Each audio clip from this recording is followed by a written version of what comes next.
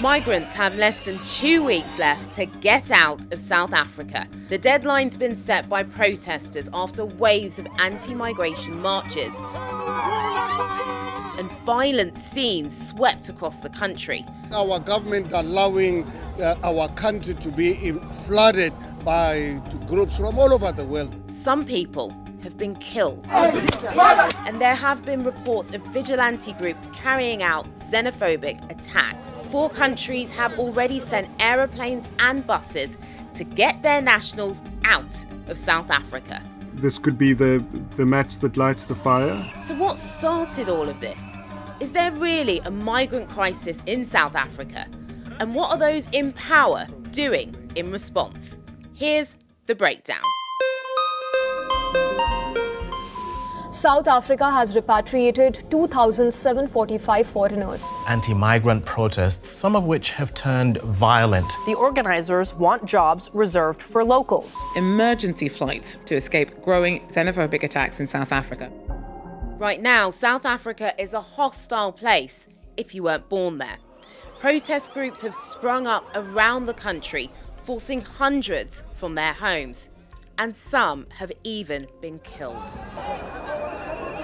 Citizen-led groups have issued a public warning demanding that all undocumented migrants leave South Africa by the 30th of June. Prioritize the safety, security and socio-economic well-being of South Africans. We are here to fight against the foreign nationals that are taking advantage of our economical freedom. We are being labelled as xenophobic, and that is not a point. We are emphasizing fighting our constitutional right in terms of our freedom of expression. The government is pushing back against the mostly peaceful protests while acknowledging it needs to strengthen immigration rules. We will and must not allow groups to use the legitimate concerns of South Africans to destabilize our country through inciting lawlessness and violence. We will strengthen our immigration laws and policies. The government says 40,000 undocumented migrants have been arrested this year for breaching its Immigration Act. And deportations have gone up by nearly 300% over the last 5 years. Ghana, Mozambique, Nigeria and Zimbabwe have also been organising returns by air or bus over the last few weeks for about 3,500 migrants who've agreed to leave so far. But many protesters say this doesn't go far enough. Figures show South Africa is home to more than 3 million foreigners, which represents just 5% of the population, and most of them come from neighbouring countries in southern Africa. But those statistics don't record the many more migrants believed to be in the country without papers, a sticking point for the protesters who claim the real number is much, much higher. Xenophobic violence, which means showing extreme dislike or fear of people from foreign countries, has broken out in South Africa before, in 2015, 2016 and 2019. Back in 2008, 62 people, including 21 South Africans, were killed in riots that forced thousands from their homes. The reasons for the latest protests are complex, but many are pointing to South Africa's high levels of unemployment and growing inequality. At over 32%, it has one of the highest rates of unemployment in the world. And in the first quarter of 2026 alone, 350,000, mainly young people, lost their jobs. But at the same time, the country remains Africa's most developed economy, making it attractive to immigrants despite the economic problems. Everything is gone. Behind the protests and political disputes are people whose lives have been turned upside down. Princess Adeji came to South Africa as a toddler, and it's the only place she's called home. Last month, protesters looted her salon, and even people she knew started telling her to go home to Ghana, even though she's only been there once. Yeah, they came upstairs and they broke in. They just scattered everything. They just destroyed everything and they just left. I can't pay my rent in the shop. I can't pay my rent at home. I can't feed my child. I can't feed my family. Everything just went zero. My whole life just went zero. With days to go before the deadline, people are asking, what will actually happen on June the 30th? For those who weren't born in South Africa, many say a terrifying clock is ticking. South Africa's economy is currently in crisis, with mass unemployment and huge levels of public debt. And the country suffers from historically high crime rates. The protesters have blamed migrant communities. But is it really as simple as that? And what's going to happen next for the migrants who stay? To help answer those questions, I'm going to bring in Daniel Steyn. He's the deputy editor of the GroundUp news agency in South Africa. His organisation has been reporting on the protests since they began. Daniel Steyn, thank you so much for joining us. Can you tell us how this all got started? Yeah, so over the past few months, we've had an increase in anti-foreigner xenophobic sentiment on social media, with social media campaigns being run both by organizations that have been recently established, as well as kind of an organic spread of the sentiment across social media. And that has then developed into physical in-person marches in particular provinces in the country, and has gradually spread throughout the country. And at these marches, you see people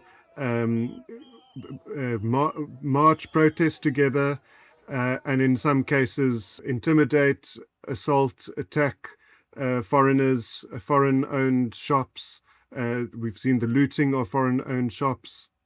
And basically the main demand is that undocumented foreigners, undocumented immigrants, leave the country. And primarily the targets of these marches are immigrants from other African countries, mostly sub-Saharan African countries.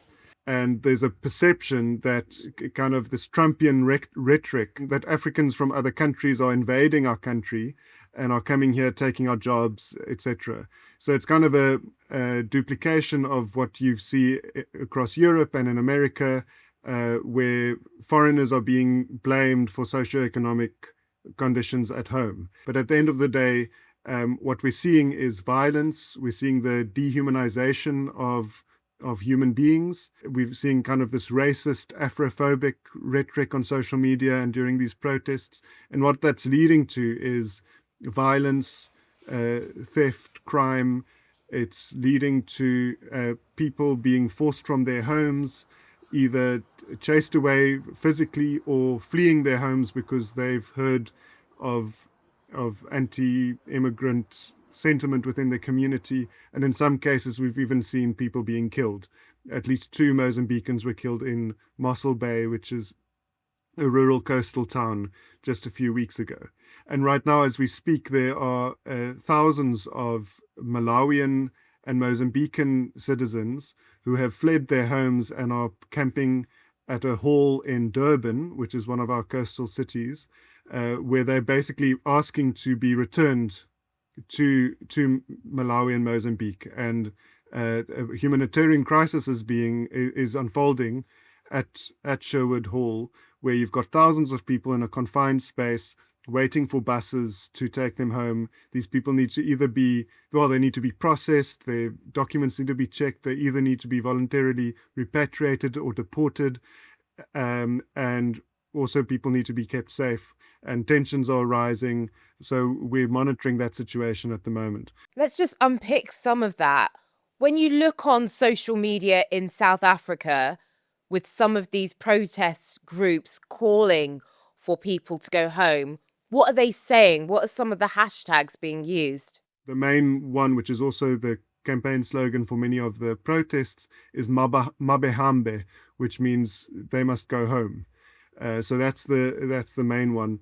And then there's a range of very location-specific slurs that are used for foreigners that I won't repeat on air. They must go home. Yeah, that's the main demand. And basically, one of the main organizations is called March and March, and we've seen them slowly gain traction over the past few months. They've set a deadline for the 30th of June, which is in 12 days, for all undocumented foreigners to leave the country. They haven't quite said what's going to happen on the 30th of June if that doesn't happen. They've also been a little bit wishy-washy over whether that is exactly their demand. They say the government needs to assure them that they are taking action against undocumented immigration. But there's this date of 30 June looming over the country. And while the organizers of March on March say that they are non-violent and they don't support violent protest, there are a lot of voices on social media calling for violent action to be taken. Come 30th of June then, what could potentially happen? They've said this deadline. It kind of sounds like there is this deadline or else. Is that right? Well, yeah, like I said, we're not quite sure what the demand is, whether the demand is for all undocumented foreigners to leave, which is obviously unrealistic. That won't happen. Whether the demand is just for the leaders of the March on March movement to feel satisfied that action is being taken. Also, what's worrying is that the actual organizers of March on March seem to have lost control over the campaign at large. So you see a lot of kind of pop-up protests. Most of these violent protests have not been organized by March on March. These are hyper-local groups. What is worrying people is that we're in a situation where we've got very high unemployment in South Africa, very high poverty rate, very high crime rates because of that, and that those issues are being compounded by a scapegoating rhetoric towards immigrants. That will be the match that lights the fire of social unrest in the country. We can't say for sure whether that will happen. Some of the recent protests that March on March have organized have not been well attended. So there was kind of an uptick over the past few months, a surge in people attending these protests, and that seems to have died down.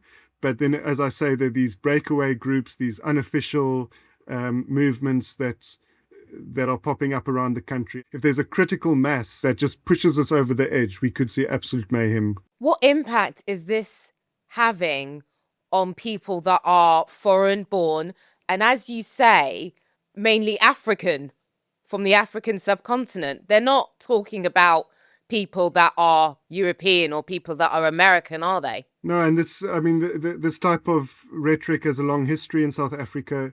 When the economy of Zimbabwe collapsed, for example, in 2007, 2008, we saw an influx of thousands of Zimbabweans coming to the country, fleeing the collapse of the economy in Zimbabwe, and that caused a surge in xenophobic violence, and we saw people being kicked out of their homes, people being killed, etc. And we're seeing something similar now, although on a much broader scale.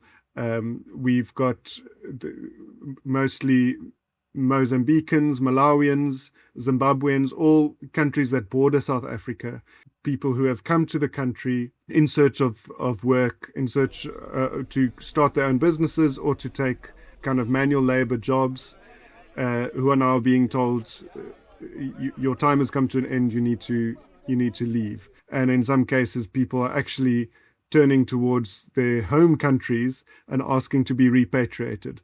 You said home countries in quotes there. Why did you do that? Well, I mean, their home is here now.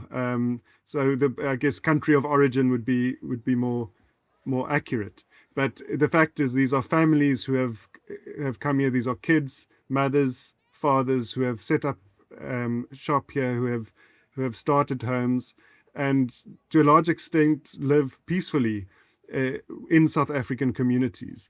What has the government said in response to all of this? Cyril Ramaphosa presumably has said something against the violence that has been seen going out towards people who are migrants. Government needs to enforce the immigration laws, and what the immigration law says is that people who are found to be here illegally need to be charged with violations of the Immigration Act and then probably be deported.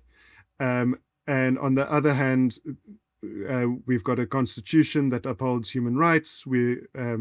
We're signatory to many UN conventions and international law, which means that we need to treat people with dignity. We need to condemn xenophobic violence. We need to condemn racism, Afrophobia, etc.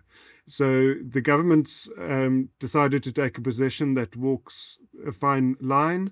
On the one hand, saying yes, illegal immigration is a problem, and we're taking it seriously. On the other hand, we condemn xenophobia, we condemn Afrophobia, and we definitely condemn vigilanteism and violence. Nigeria, Ghana, and Mozambique, and other officials as well, they've said that the South African government aren't doing enough to protect their citizens. And they've also even got their citizens buses, planes to get out of South Africa. What have the government said about that? The country is sending buses to help repatriate citizens is a combination of our government reaching out for help, because obviously with each deportation, that costs our government money. So if we need to arrange the transport, that costs us money. Several of the countries have set up as voluntary repatriation programs in a response to the violence in South Africa. What do you think that says about South Africa and the way that other countries are viewing South Africa right now? I've seen some blowback on the World Cup, for example. Yeah, it's not our proudest moment. It's not the proudest I've been to be South African. We are a country that was founded in 1994 with a constitution that's very progressive, that is tolerant and protective of all people who live in the country. Unfortunately, there are politicians and people in the country who would want the constitution to be changed to be a country only for the people who are citizens of the country, rather than what the constitution currently says, which is to be a people for all who are in it. I can't speak to the experience of someone who is poor, unemployed, who was born into a country in which they were promised the hard-won freedoms, and 30 years after the end of apartheid, those freedoms have not been realized. I can't speak to that experience, and maybe if I had experience like that, then I too would be tempted to and feel mobilized and galvanized by hateful rhetoric. And it's a great pity that we find ourselves in this situation. How then does this all get resolved?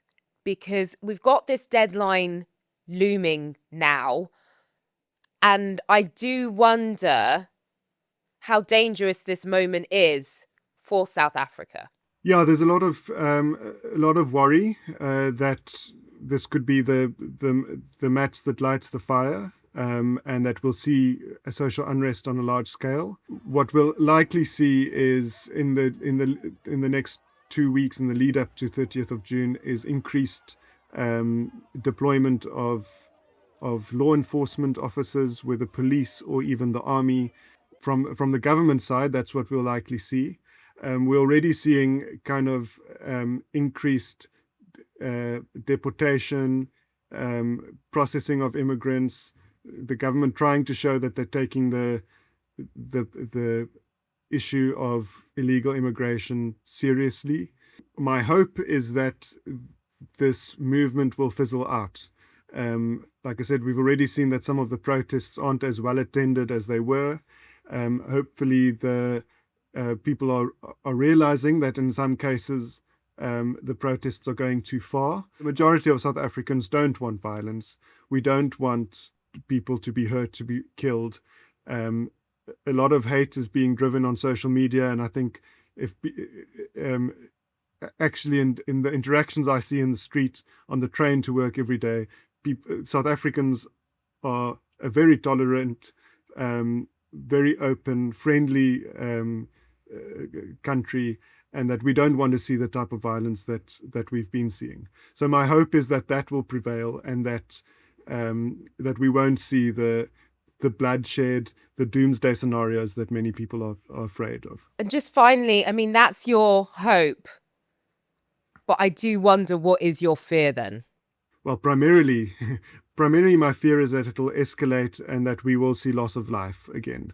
We've at least seen two people being killed, verified being killed as a result of these anti-immigration protests, and my fear is that we'll see more of that.